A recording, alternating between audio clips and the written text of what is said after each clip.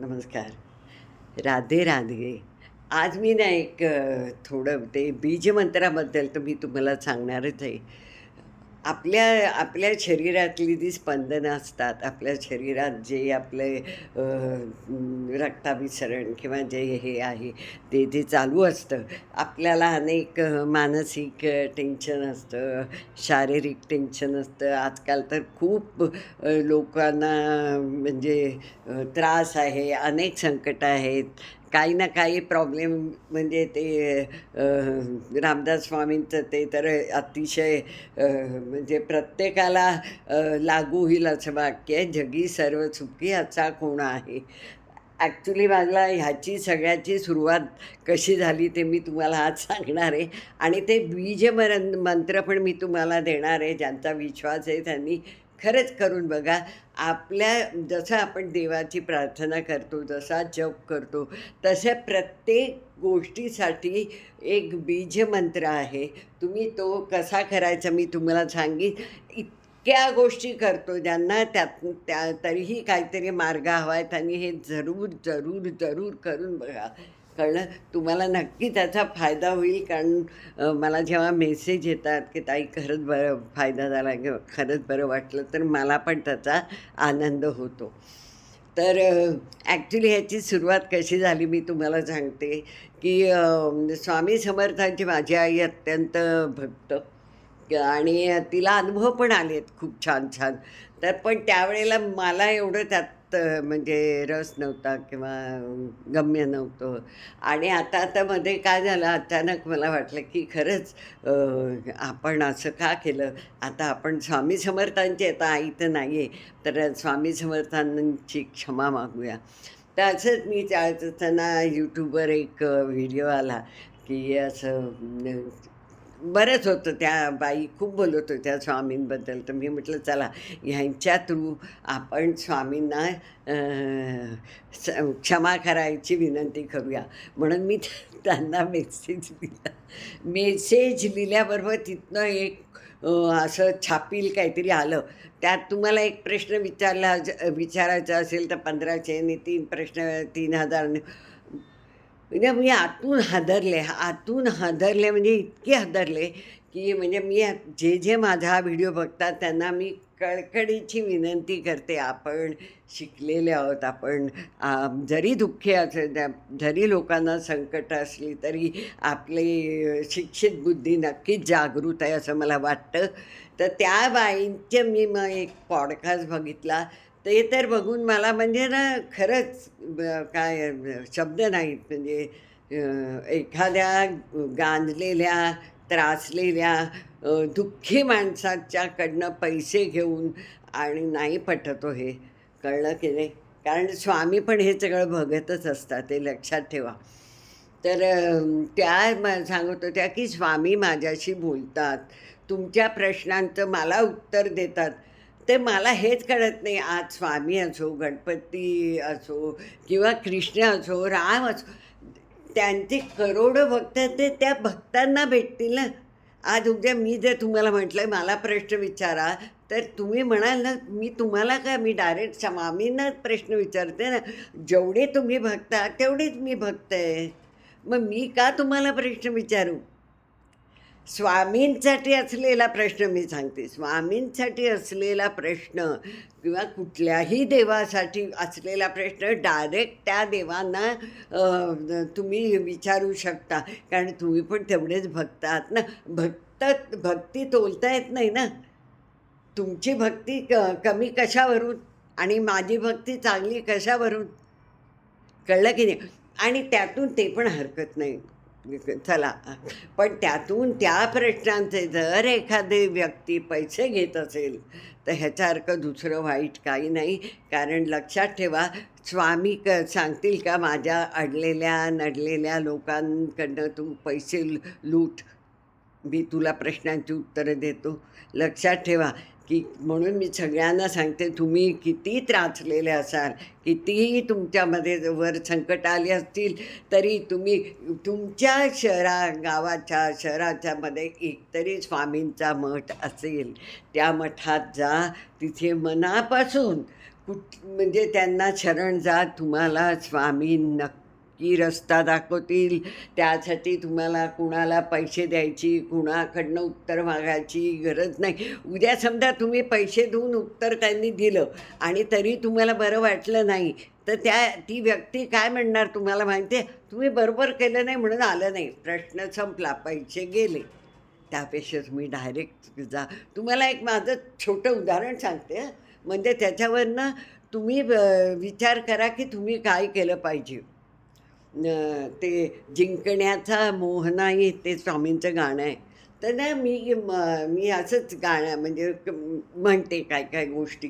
तर रोज सकाळी ना मी ते गाणं म्हणते. तोपर्यंत असं नव्हतं की मी स्वामींची भक्ती करते, असं नव्हतं की फक्त एक माझ्या मनात होतं जेव्हा ते जी व्यक्ती आहे ती की आणि तिच्या खाली 100 ने 50 मेसेज, "बाई मी 4 महिने झाले पैसे भरले, तुम्ही अजून माझ्या प्रश्न", "बाई मी", "बुवा मी", असं बाई, बुवा जे कोण करत होते.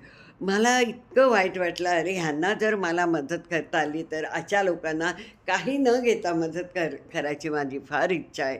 तर मी मागचे जो व्हिडिओ काढला रमल विद्या, त्याच्यामध्ये पण खूप छान अगदी त्याचे रिझल्ट येतात. शिवाय बीजमंत्र म्हणून मी तुम्हाला सांगते ना, बीजमंत्र म्हणजे आपल्या शरीरातली स्पंदनं. आपण देवाचा जप करतो, आपण देवीचा जप करतो, तसंच त्या त्या आजारासाठी, दुःखासाठी, त्रासासाठी, मार्ग मिळण्यासाठी हे मंत्र आहेत, ती देवीचेच आहेत. तर ते कसे करायचे मी लोकांना सांगायची मला फार इच्छा होती, की एवढं सगळं करताना मग हे मनापासून आणि विश्वास ठेवून जर केलं तर ह्याचा फायदा होतो, हे मला त्यांना सांगायचं होतं. म्हणून मग मी म्हटलं, "अरे पण मी काय करू काय?" म्हणजे असा मार्ग पाहिजे मला, की ज्याच्यामुळे हे आणि मी रोज हे म्हणत होते. आणखीन 11 वेळा ते स्वामींचं म्हणत होते मी ती प्रार्थना. आणि असं सहज म्हणजे असं काही नाही म्हणजे मला काय असा उद्देश नव्हता. पण रोज सकाळी मी प्रार्थना नक्की करायची, की मला असा मार्ग दाखव जिथे मी काही लोकांना असं थोडंसं तरी मानसिक समाधान देऊ शकते. असं की त्यांना थोडा आधार देऊ शकते, त्यांना पॉझिटिव्ह फीलिंग करू शकते. तुम्हाला खरंच सांगते, काही दिवसांनी असाच मी ना एका 1-2 ग्रुपवर असं टाकलं की असं आहे, असं आहे. ते हेच रमल विद्या आणि हे बीजमंत्राबद्दल टाकलं. तुम्हाला सांगते 60 ते 70 मला मेसेजेस आले. 60 ते 70 आणि त्याचं प्रत्येकाचं जेव्हा दुःख बघितलं, तेव्हा मी म्हटलं, "अरे बापरे! किती म्हणजे देवाने म्हणजे मी लगेच देवाला, स्वामींना अगदी म्हणजे आभार मानले, की खरंच ह्या लोकांच्या पुढे मी तर खूपच सुखी आहे." आपण प्रत्येक गोष्टीसाठी त्यांच्याकडे मागायलाच उभं का राहायचं? लोकांना काहीतरी करायला मला प्रेरणा दे असं मागायला काय हरकत आहे ना? असा मी विचार केला आणि तुम्हाला सांगते मी इतक्या लोकांचे म्हणजे त्यांना मेसेज पाठवले, त्यांना हो का नाही सांगितलं आणि प्रत्येक गोष्टीचा मी बीजमंत्र दिला. आणि तुम्हाला सांगते ना प्रत्येक जण, "ताई किती तुम्ही वेळ दिलात आणि किती छान मला पॉझिटिव्ह झाले. तुम्ही किती पैसे घेता?" म्हटलं, रमल विद्या ही भगवान शंकराने पार्वतीला सांगितलेली विद्या आहे आणि बीजमंत्र हा जो आपल्या पुरातन काळापासून आलेला आहे. ह्या सगळ्याचे मी कोण पैसे घेणारी?" असं मी त्यांना सांगायचं. त्यांना इतकं भरून यायचं, "ताई असं करू नका." म्हटलं, "नाही, मी काय तुम्ही मला पैसे द्यावेत किंवा मी श्रीमंत व्हावं म्हणून नाही केलं. ही जी दुःख आहेत जगात, ज्याचा गैरफायदा लोकांनी घेत आहेत, त्याच्याऐवजी त्यांच्या त्या दुःखावर फुंकर बांधून जर मला एखादी दिशा ह्यांना दाखवता आली तर, आणि म्हणून मी केलं. तर मी इतकी आज खुश आहे, की म्हणून मी महाराजांच्या मठात गेले. मला खूप छान वाटलं, की आज ही ही आता हे सगळं मला त्यांनीच दिलं की नाही. मी नुसती मनात म्हणत होते, की असं काहीतरी होऊ दे, की ज्याच्यामुळे मला दिशा मिळू दे आणि लोकांना थोडा तरी 0.001% जरी मी आनंद दिला, तर ह्याच्यासारखा मला आनंद नाही, असा विचार करून जेव्हा मी हे केलं आणि मला एवढा म्हणजे मी गेले 10 दिवस मी हे म्हणते आहे, जिंकण्याचा होऊ नये. आणि हे सगळं मला मिळतं आहे. म्हणजे जे लोकं वर्षानुवर्ष करत असतील, मी कुणाला प्रश्न विचारला नाही, मी कुठे पैसे भरले नाहीत, पण मनापासून स्वामी समर्थांची प्रार्थना केली, की मला अमकं पाहिजे, तुम्ही असं करा. कुणाच्या पायामध्ये पैसे-बिसे जेव्हा घेतात, तेव्हा प्लीज अलर्ट व्हा. कुठले स्वामी म्हणा, राम म्हणा, लक्ष्मण म्हणा किंवा कृष्ण म्हणा, राधा म्हणा, जी तुमची देवता आहे, ती सरस्वती, लक्ष्मी, पैसे मागता का हो? मग तुम्ही कुणाला का पैसे देता? आधीच तुमच्याकडे प्रॉब्लेम आहेत. ते सोडवायला जर येत असाल, तर तुम्ही पैसे देऊ नका प्लीज. तुम्हाला जो देव आवडतो, ज्या देवावर तुमची भक्ती आहे, ज्या देवावर तुमचा विश्वास आहे, त्या देवाच्याच पायाशी लोटांगण घ्या बाबा. तर तूच मला पण मनापासून करा हे सगळं आणि बघा तुम्हाला फरक पडतो का. मी एवढुसं मागितलं, 8-10 दिवस झाले मी करत होते, तर स्वामीने मला दिलं. मला हेच हवं होतं, जे मला दिलं. तसं तर जगी सर्व सुखी असा कोण आहे विचार म्हणा तुमचं शोधून पाहे. हे तर आहेच, पण त्यातनं मार्ग आपण काढला पाहिजे. तर मला खूप आनंद झाला आणि म्हणून मी आज हा व्हिडिओ काढते. थोडा मोठा होईल, पण नक्की बघा. बीजमंत्र मी तुम्हाला देणार आहे. खूप म्हणजे मी अनेकांना म्हणजे त्या 60 ते 70 लोकांना मी प्रत्येकाला त्यांचं हो का नाही हेच कळतं रमल ज्योतिषनी आणि त्याच्यावर मार्ग काढण्यासाठी बीजमंत्र. हा बीजमंत्र कसा सिद्ध करायचा ते आधी मी तुम्हाला सांगते आणि थोडे देते, कारण व्हिडिओ फार मोठा नको व्हायला म्हणून. मग त्यात समजा अ, कुठलाही एक मंत्र, ओम गम गणपती नमः, हा मंत्र आहे समजा तुम्हाला, हा बीज मंत्र देवाचेच मंत्र आहेत, पण ते त्या त्या गोष्टीला लागू पडतात म्हणून सांगते. तुम्ही 3दा म्हणायचा आणि एकदा लिहायचा. कळलं की नाही? असा एकदा तुम्ही 108 वेळा लिहायचा. म्हणजे ओम गम गणपतये नमः, ओम गम गणपतये नमः, ओम गम गणपतये नमः असं म्हटलं की तो लिहायचा. असं करून 108 वेळा एकदाच लिहायचा, पण रोज 108 वेळा म्हणायचा जोपर्यंत तुमच्या मनातली इच्छा पूर्ण होत नाही. किती सोपा उपाय आहे आणि कशासाठी काय वापरायचं हे पण मी सांगते. तुम्हाला मी लिहून ठेवले, कारण मी अनेकांना दिला तर प्रत्येकाचे प्रश्न अहो खूप खूप खूप दुःखी आहे जगात माणसं आणि खूप आपल्याला वाईट वाटतं आणि थोडी जरी आपल्याला मदत करता आली त्यांची असं मला वाटलं आणि म्हणूनच मी हा म्हणजे जरा करायचा प्रयत्न केला आणि मला खूप मनाला शांती वाटली की चला आपण हे करू शकतो. कारण ह्यासाठी काय आपल्याला पैशाची गरज नाही, आपल्याला त्या लोकांच्या जखमांवर, दुःखावर, त्रासावर फुंकर मारायची गरज आहे.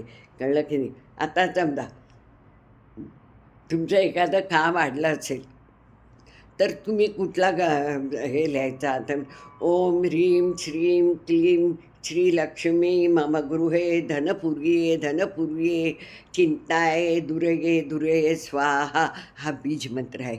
तुम्हाला कुणालाही कुठलाही त्रासासाठी हवा असेल तर माझ्या म्हणजे मला मेसेज करा. मी तुम्हाला त्या त्या ह्याचा बीजमंत्र पाठवीन. तुम्हाला जर माहिती असेल तर उत्तम, ते चालू करा.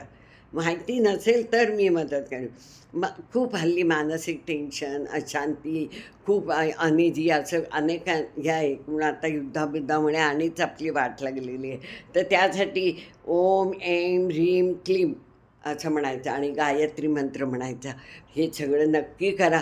5-10 मिनटं देवासाठी तुम्ही काढतच असाल, अजून त्यात 5 मिनटं ॲड करा. कळलं की नाही? आणि देते हां प्रत्येक ह्याच्यासाठी.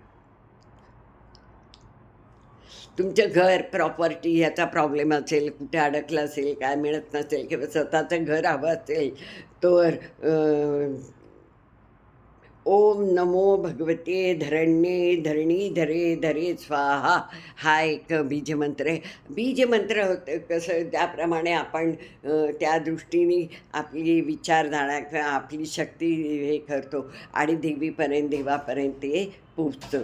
असे अनेक आहेत म्हणजे मी अनेकांसाठी ते काढल्यामुळे मुलीचं लग्न ठरत नाही असं आता पण मला बरेच प्रश्न सोडवायचे आलेत मला मेसेज. तर मग मी त्यांना ते थोडंसं मला जे काही 0.5% येतं त्याने मी काढून बघते आणि की बाबा कधी होईल लग्न काय ते थोडंसं अंकगणित ते न्यूमरॉलॉजीमध्ये समजतं थोडंसं.